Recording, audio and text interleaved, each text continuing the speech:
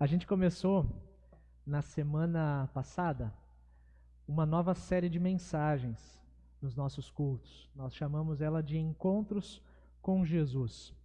Sábado passado vimos o encontro em uma festa, o primeiro milagre, o primeiro sinal de Jesus. Hoje nós vamos olhar com atenção para dois encontros com Jesus. Talvez você esteja se perguntando, mas pastor, por que dois? Porque normalmente nós olhamos para essas duas histórias que nós vamos olhar hoje como fatos isolados. O encontro de Nicodemos com Jesus e o encontro da mulher samaritana com o Salvador. Mas eu acredito que há uma intenção dessas duas narrativas estarem em sequência, bem no começo do Evangelho de João. Sábado passado nós olhamos com atenção para João 2, o casamento em Caná, o primeiro milagre de Jesus, um milagre para fazer todos rirem de alegria, transformando água em vinho. No terceiro capítulo de João, Jesus encontra um líder prestigiado do sistema civil e religioso da sua época, uma pessoa de moral elevada. E na sequência, no capítulo 4, Jesus encontra uma intrusa social, uma intrusa moral e até mesmo religiosa, uma marginalizada, que por acaso é mulher. Por isso nosso tema hoje é o encontro do prestigiado e da marginalizada. Claro que nós poderíamos ver um encontro numa mensagem e outro numa outra mensagem, mas a minha escolha hoje foi procurar o que há em comum com essas duas pessoas que numa análise mais assim superficial parecem ser tão diferentes. Se o privilegiado e a marginalizada têm algo em comum, então todos nós também temos. Eu vou inverter a ordem. Nós vamos começar pelo segundo encontro, registrado em João, capítulo 4. Jesus está viajando com os seus discípulos, indo da Judéia para a Galiléia. No caminho ele tinha que passar pela Samaria. Ao chegarem na cidade, os discípulos se dispersam com a intenção de conseguir alguma coisa para comer. Jesus está muito cansado. Jesus está com sede. Ao meio-dia, imagina, o sol estava a pino. Jesus vai até o poço, mas não tem como tirar água porque lhe falta um jarro. E é aí que uma mulher solitária aparece para buscar água. Acompanha comigo a leitura de João 4, a partir do versículo 7. Uma mulher samaritana veio tirar água e Jesus lhe disse: "Por favor, me dê um pouco de água." A mulher respondeu: "O Senhor é judeu e eu sou samaritana. Então como é que o Senhor me pede água?" Ela disse isso porque os judeus não se dão com os samaritanos. Então Jesus disse: "Se você soubesse o que Deus pode dar e quem é que está lhe pedindo água, você pediria e lhe daria a água da vida." Ela respondeu: "O Senhor não tem balde para tirar água e o poço é fundo. Como é que vai conseguir essa água da vida? O nosso antepassado Jacó nos deu este poço.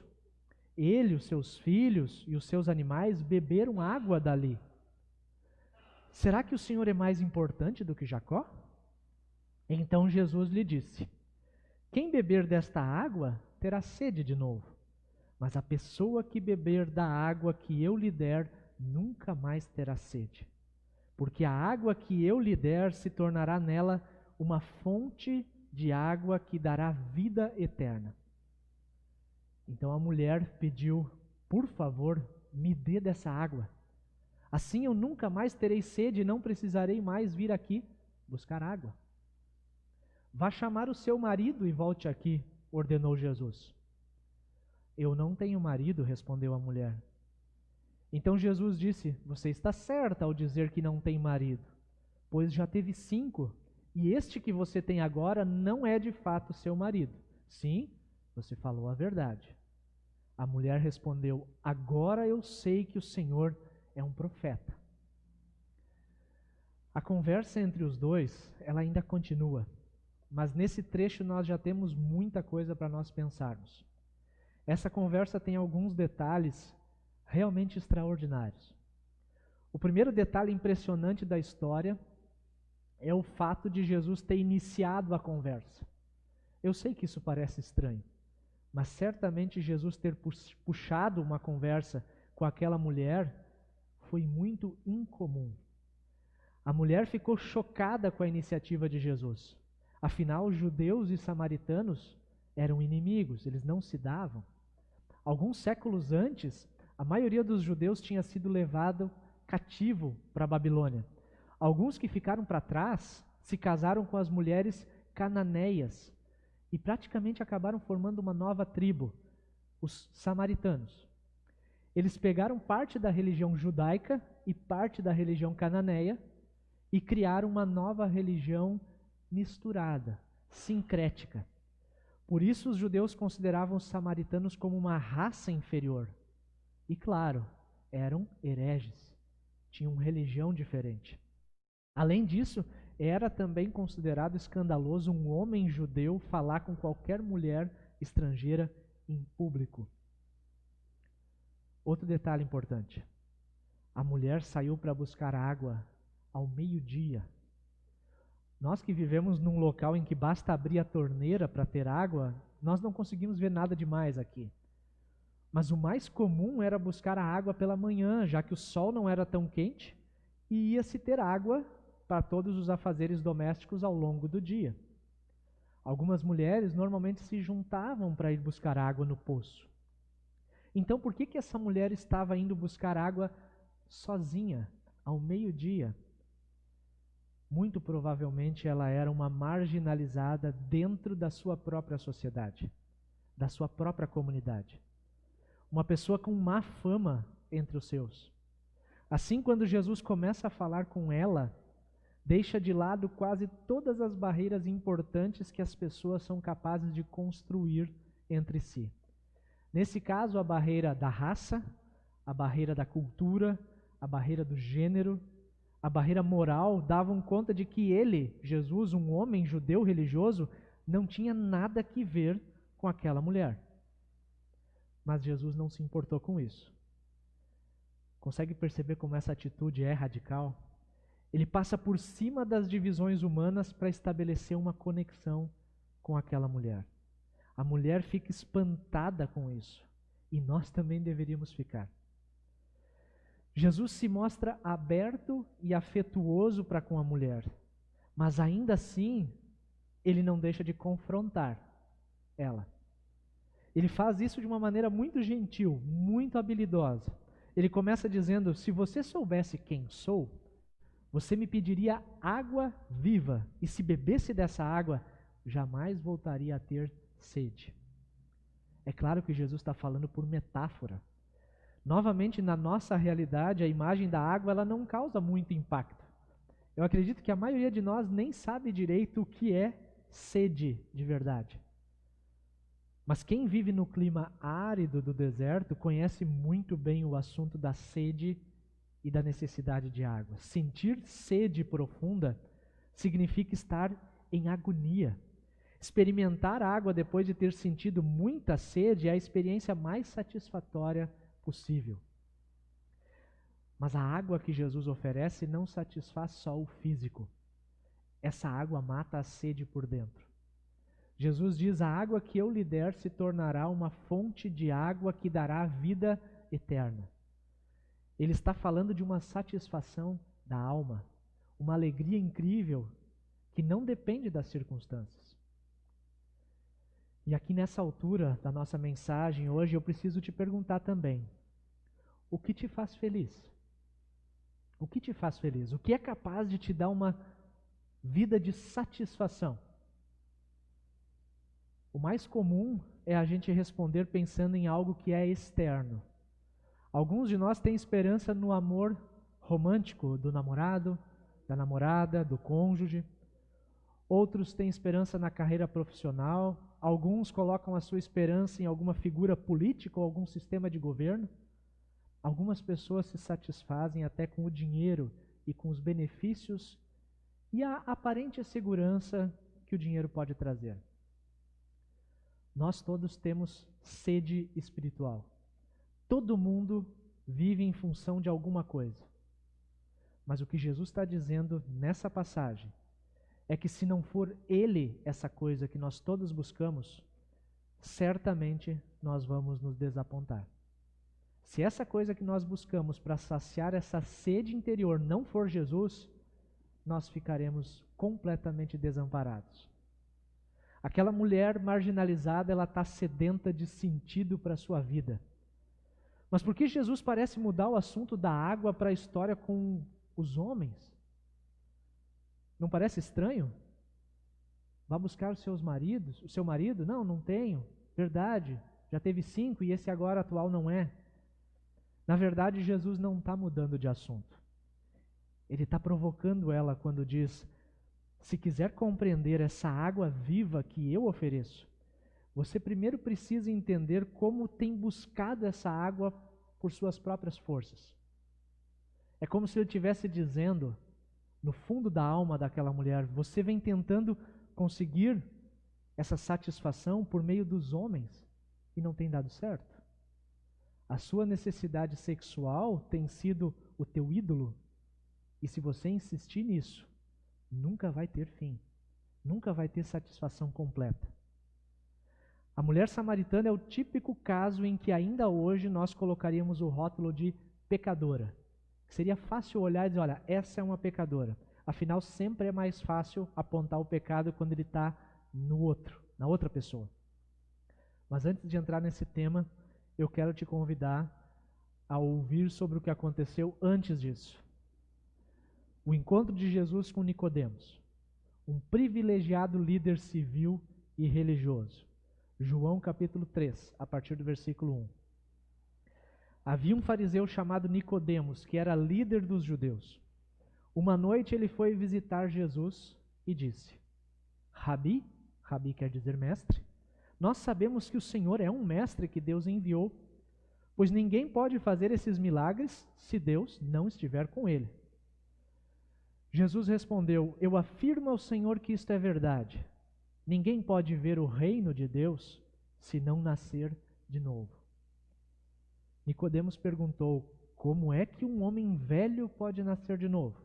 Será que ele pode voltar para a barriga da sua mãe e nascer outra vez?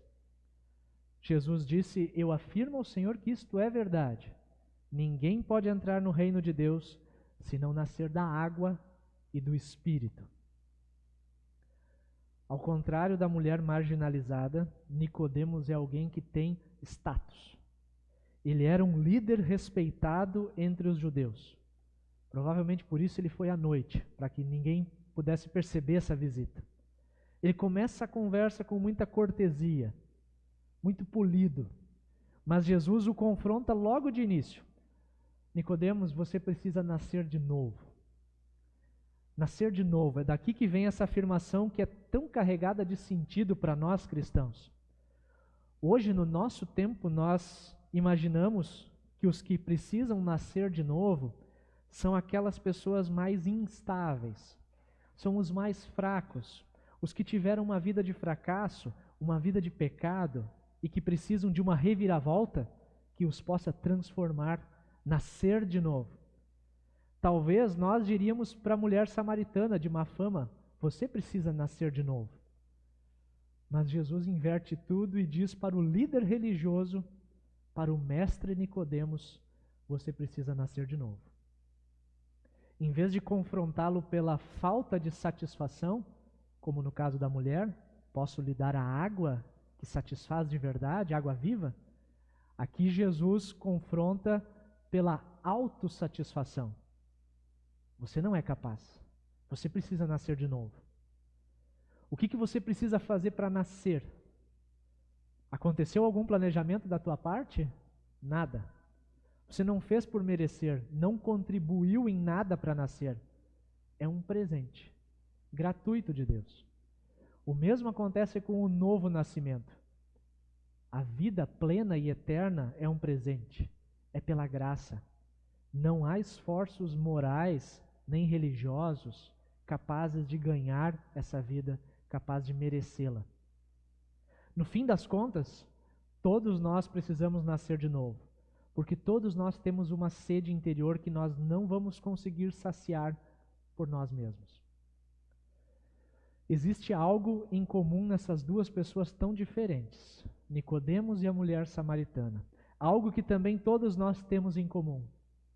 Todos nós somos pecadores. O conceito de pecado na Bíblia ele não é exatamente aquele mesmo conceito popular que nós temos de pecado. Nesses dois encontros, pecado é procurar salvação em outra coisa que não em Deus. Pecado é procurar a salvação em outra coisa que não em Deus. É se colocar no lugar de Deus, sem querer, querendo, tornando-se o próprio Salvador e Senhor. E um jeito de fazer isso é passando por cima das regras morais, em busca de prazer, como a mulher naquele poço. Isso pode transformar o sexo, o dinheiro ou o poder numa espécie de salvação, de satisfação. Mas também existe a maneira religiosa de ser o seu próprio Salvador, o seu próprio Senhor. Quando a sua vida decente e a sua moral elevada, a sua prática religiosa, exigem que Deus o abençoe e atenda às tuas orações do jeito que você quer. Todas as religiões, todas as filosofias dizem que você tem que fazer alguma coisa para se conectar com Deus, para se conectar com o sagrado. Enquanto que o cristianismo é o único que diz, não. Jesus veio fazer no teu lugar o que você não podia fazer por si mesmo. O Nicodemos e a mulher samaritana são igualmente pecadores, são necessitados da graça de Deus. E nós também somos, completamente. E Jesus aplicou essa verdade de uma maneira particular em cada um deles, usando diferentes abordagens para chegar no mesmo assunto principal, a realidade do pecado e a necessidade da graça de Deus. As conversas de Jesus não são por acaso. Essas conversas são intencionais. Jesus fala sobre diferentes assuntos, mas ele conduz a conversa para o seu propósito maior, perceber a necessidade da graça e conduzir a fé nele mesmo. Na continuação do capítulo 4 de João, a mulher volta à cidade e conta para os amigos sobre a água viva que ela encontrou. Ela testemunha o seu encontro com o Salvador e convida os outros, os seus amigos, seus conterrâneos, a encontrá-lo também. E sabe por que aquela mulher encontrou salvação? Porque Jesus sentiu sede. Porque Jesus sentiu sede. Não fosse a sede de Jesus, ele não teria ido ao poço. E aquela mulher não teria descoberto naquele meio-dia a água viva. Nem os seus conterrâneos teriam descoberto tudo isso. Mas por que Jesus sentiu sede? Porque o Criador de todas as coisas se esvaziou da sua glória e desceu do céu, vivenciando a humanidade, a nossa humanidade, sujeito a ficar cansado, sujeito a sentir sede. Na cruz, segundo o Evangelho de João, Jesus também disse, tenho sede. Lá na cruz, nas últimas palavras. Minutos antes de morrer, Jesus experimentou não apenas a sede física, mas toda a sede espiritual que nós sentimos. Jesus sentiu sede do Pai ao levar sobre si o castigo que nós merecemos por causa do pecado. Por Jesus ter experimentado a sede de Deus na cruz, a nossa sede espiritual foi completamente satisfeita. Por Ele ter morrido e ressuscitado, nós podemos nascer de novo. Os encontros com Jesus vão continuar. E eu quero convidar você para na próxima semana nós olharmos com mais cuidado para mais um encontro com Jesus e nesses encontros que estão registrados nos evangelhos fazer com que nós também nos encontremos com Ele. Amém.